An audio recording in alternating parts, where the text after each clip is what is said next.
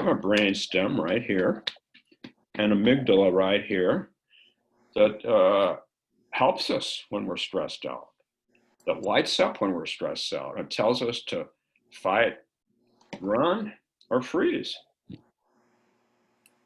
But if this is always lit up, this amygdala, this brain stem, then we begin to think, we begin to feel physically and mentally exhausted. And then it turns into, I'm an anxious person, I'm a depressed person. We lock down on fear and anxiety. We inflate or misperceive due to the pressure that we feel from our past suffering projected into the future. We need this fight or flight ability, this brainstem ability, but it isn't intended to be turned on for long periods. Brain physiology suggests that as long as the brainstem is turned on, that it floods the system with neurochemicals. And if the system continues to be consistently flooded with neurochemicals, there's damage to the heart, to the glands, and the nervous system. As human beings, we're built to cope with pressure and recover when it's over. But if the brainstem is lit up for a long period of time, we become out of balance or we become sick. We can handle brief episodes, but we're not equipped for long ones. So if we interpret each situation in which we feel pressure as stressful, then we're constantly feeling stressed. And if we do that, I'd like to suggest 4 things that we can do. First of all, we can ask, is this really dangerous? Or am I simply feeling a lot of pressure? We can assess that. Then we can clarify what action is called for. And then we can accept that there are times when we'll feel pressure and outcome is uncertain. That's the first thing we can do. First thing we can do. Second thing we can do is we can name it. I'm feeling unsafe. I'm feeling unsafe. And we can clarify the demand. The demand is to feel safe. We all want to feel safe. Everybody wants to feel safe. And we can look at what's required to feel safe. So I live in Uptown. I live very close to Lake and 31st. No, excuse me, Hennepin and 31st. So that was the Friday night after George Floyd's death. My wife woke up in the middle of the night. She said she thought she heard gunshots. There was all this commotion and she couldn't get back to sleep. So we talked in the morning and she named it. I feel unsafe. And she said, and I want to feel safe. That's very important. That's very important. And then we decided what is required.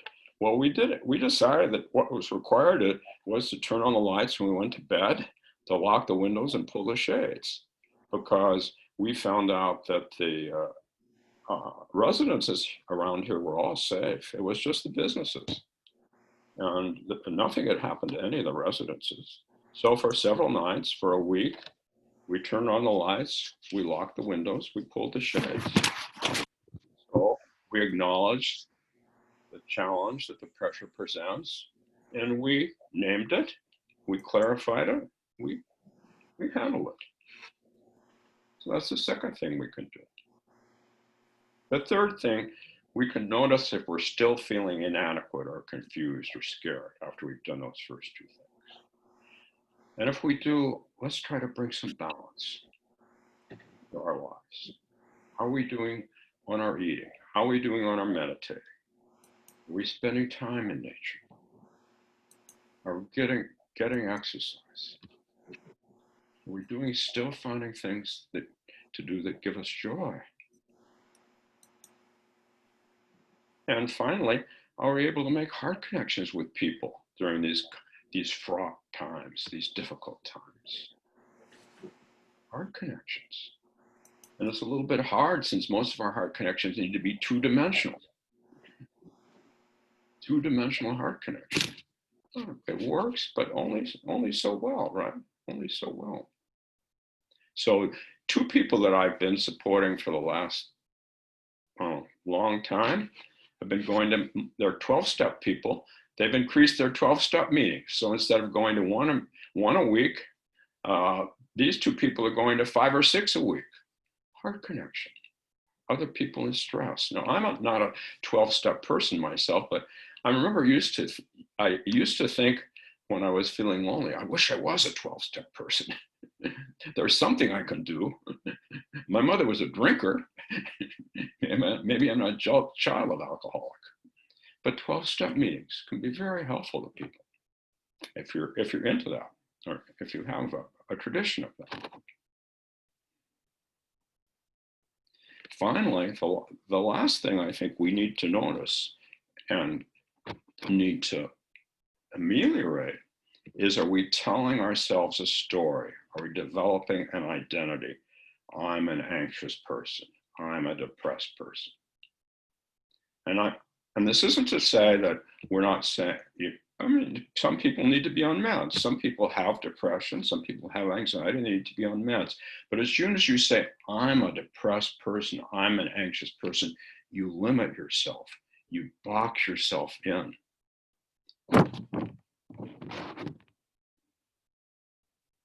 So if you say that to yourself, ask yourself, in what way does feeling stressed all the time serve me? In what way does feeling stressed all the time serve you? If I weren't so stressed, what would I be feeling? How would I live differently? Ask yourself that. Ask yourself that. Very good. Very healthy to do that. Please do that. Please do that. Huge distinction between I'm a depressed, anxious person and I'm feeling stressed.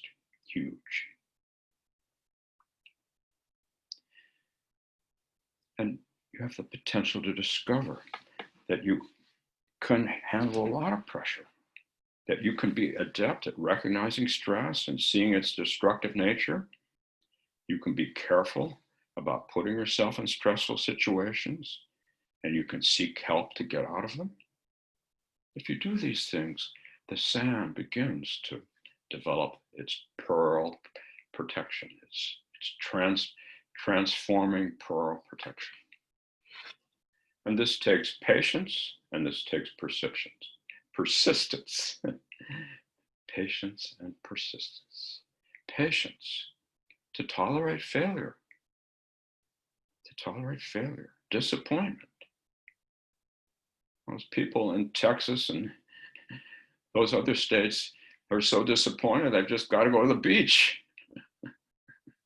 Well, some people in this state, we just got to go to the beach.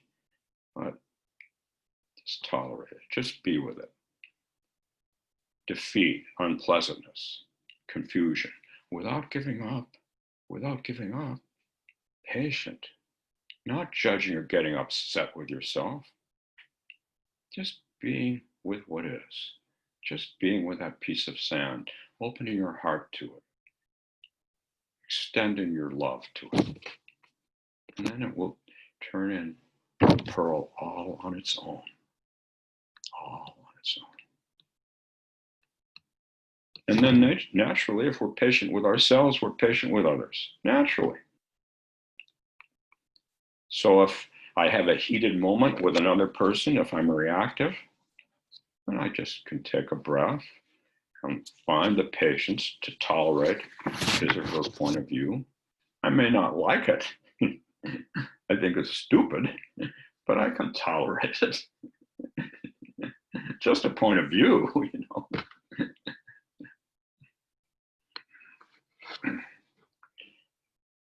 Patience needs a purpose. If there isn't a goal, patience is just sitting on your hands, just avoiding, just copping out, just tuned out. You need a purpose. Maybe your purpose is to convert the sand into a pearl through your meditation practice. Or maybe your purpose is to support Blacks in the community when you realize the horrendous history. The whole New York Times Week in Review this morning, I pulled it open, is about the history of our treatment of Blacks since we first brought them over. And I say we because I'm just looking at white people here, I think. I don't know, maybe there's some of you who are biracial. But anyway, so maybe I want to support Blacks. Maybe I want to do some volunteering online at the community support program in North Minneapolis. Well, maybe I want to do that. Patience needs a purpose. And then patience also needs persistence once we have our purpose. Persistence, energetic resolve, determination to hold steady to my intentions, to not get caught in my expectations. Even though we don't know the outcome, and we don't know if the effort will amount to anything, or even if don't know if we're headed in the right direction, we just act. These are the third and fourth paramitas in Buddhism: patience and persistence. Patience comes first, persistence comes second. Virya, energy, Sanskrit word energy, vivacity, vivaciousness, life, vivir, persistence. Virya in Sanskrit, persistence. And we need to differentiate between what we can change and what we can't change.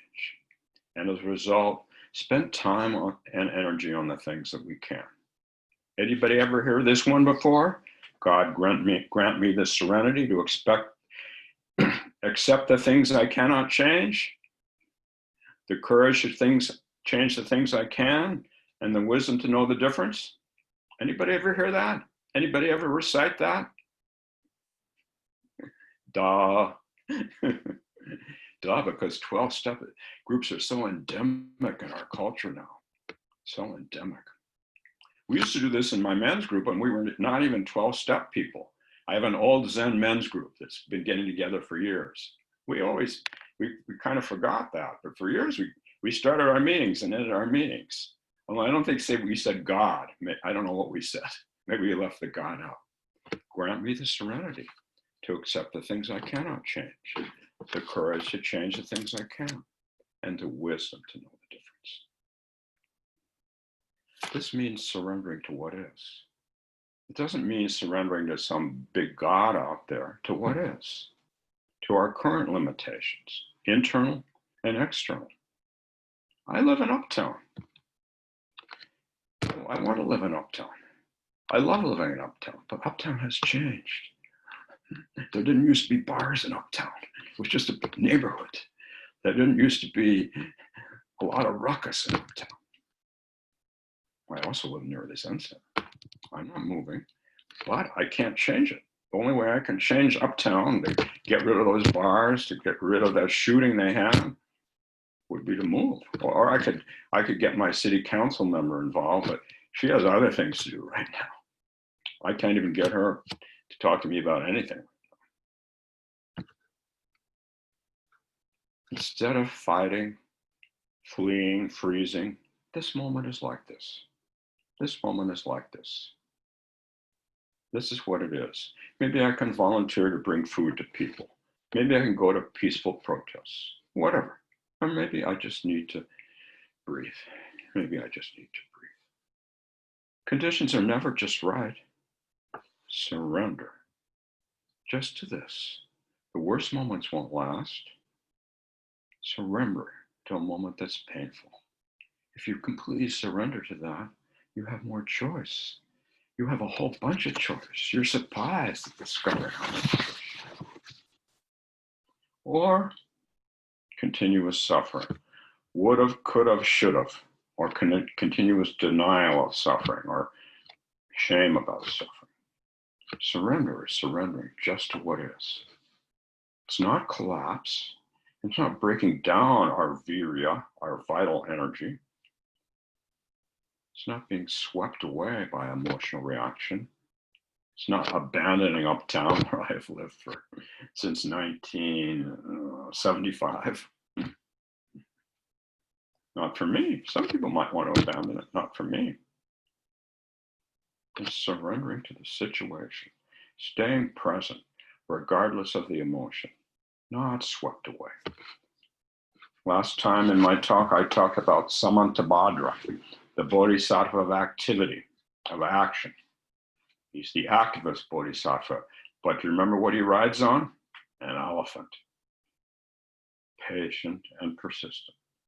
Patient and persistent. If Samantabhadra gets off the elephant, he's lost. He's lost. The elephant is always supporting him, always supporting him.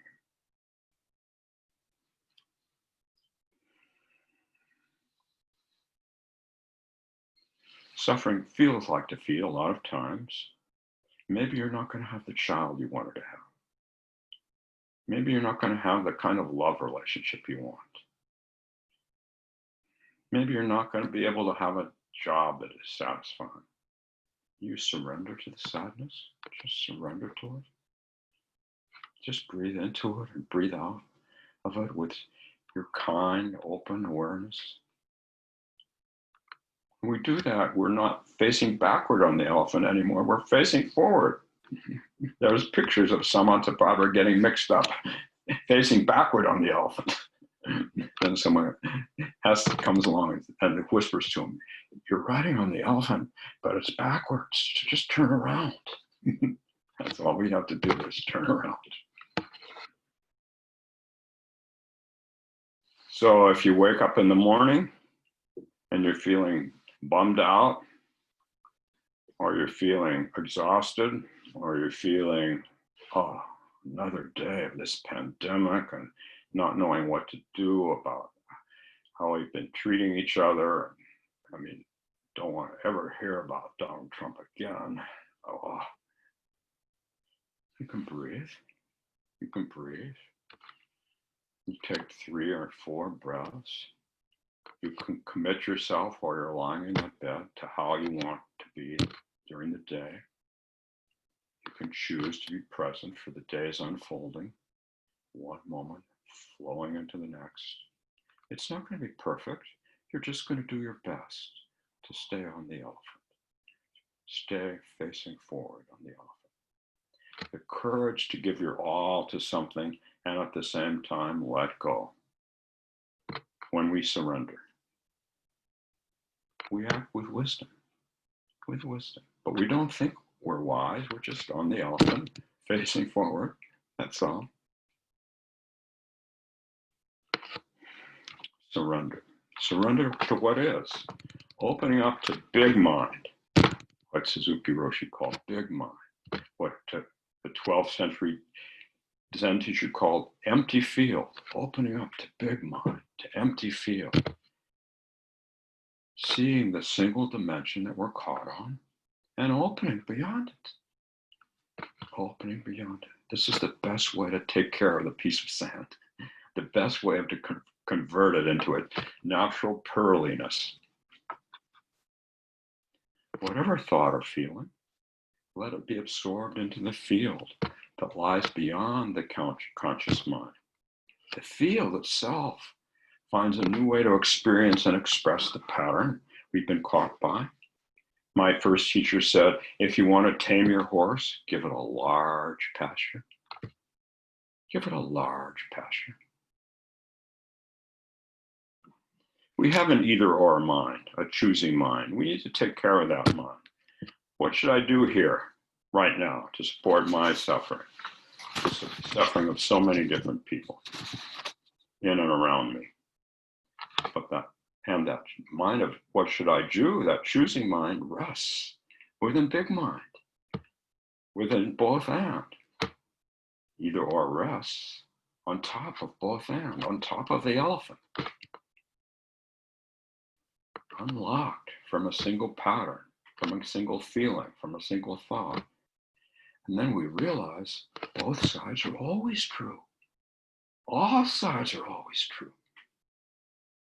We realize that, but we have to stay on the elephant. Stay on the elephant, and we realize it. Don't try to kick out a piece of sand. Don't try to kick out the piece of sand, and it converts on its own. So I have not told this story in a few years, and those of you who've heard it, I beg your pardon for hearing it probably for the third or fourth time.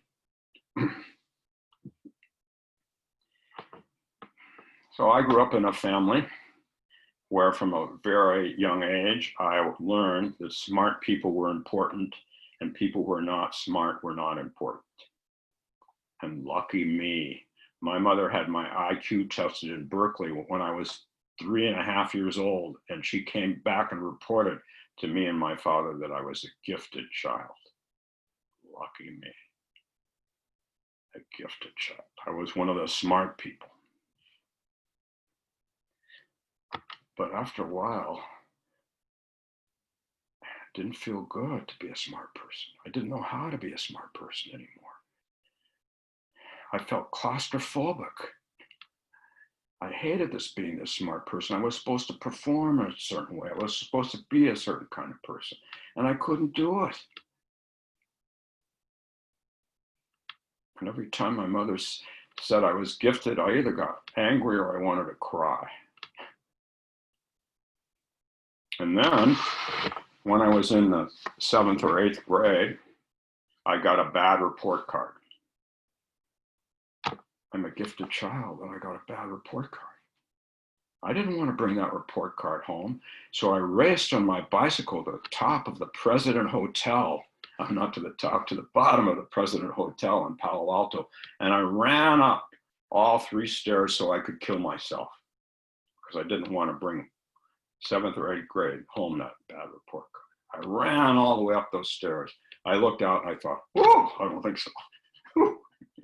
But I was going to kill myself. I was so boxed in to being a gifted child.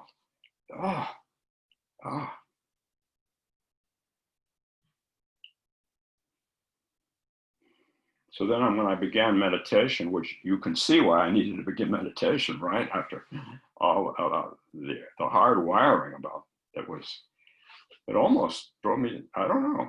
I don't think I came close to killing myself, actually. I ran back down those stairs as fast as I ran up them, and I got on my bike and I rode, but I didn't ride home. I didn't come home until late that night.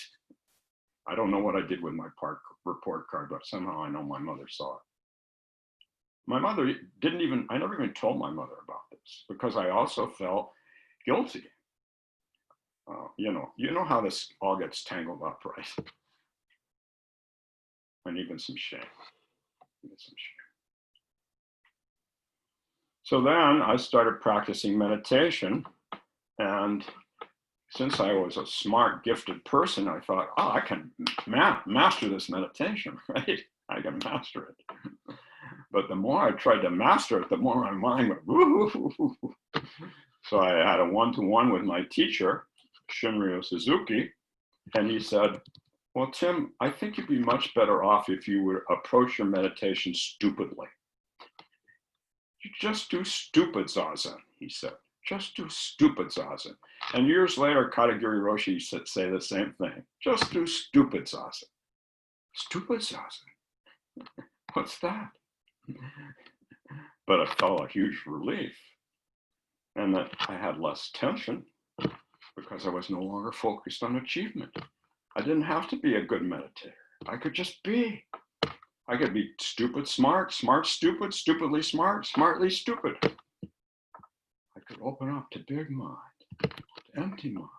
We can open up to it.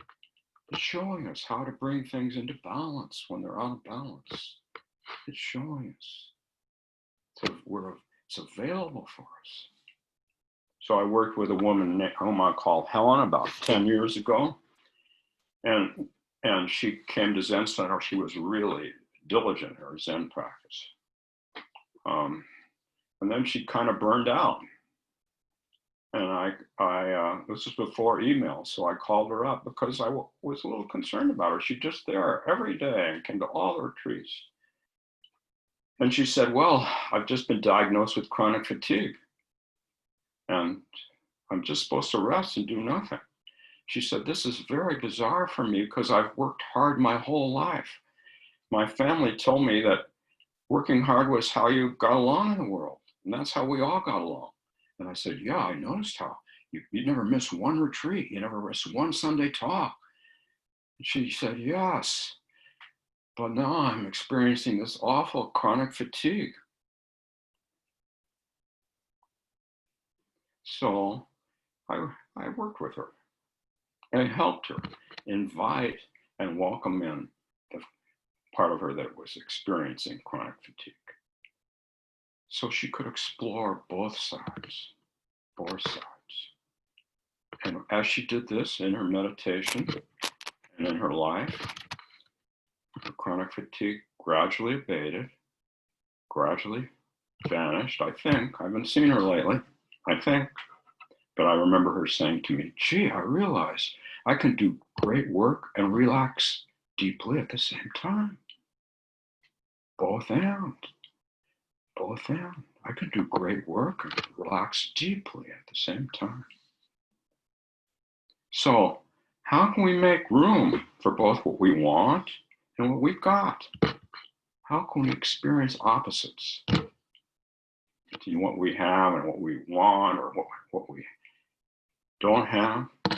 With curiosity, how can we open up to them? Hongzhi in the 12th century calls that cultivating the empty field. Cultivating the empty field.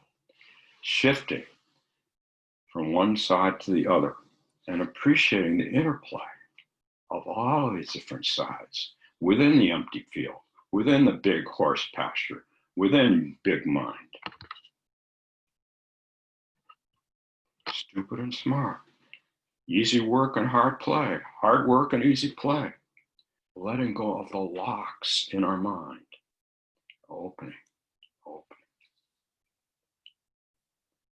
We do this by letting the piece of sand just be there in the oyster, breathing into it, not doing anything about it except just being kind to it, being still with it, being with it,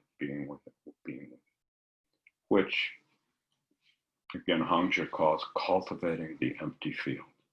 How do we cultivate the empty field? By not doing anything except just being open, alive, right here. So I'm going to finish with a quote by Dogen. The same quote. The body exists now and the mind exists now, but nevertheless, it is one bright pearl, a stalk of grass, a tree. The mountains and rivers of this world are not only themselves, they are one bright pearl. The whole universe is one bright pearl. We cannot help but love this one bright pearl that shines with boundless light. So that's my talk for today.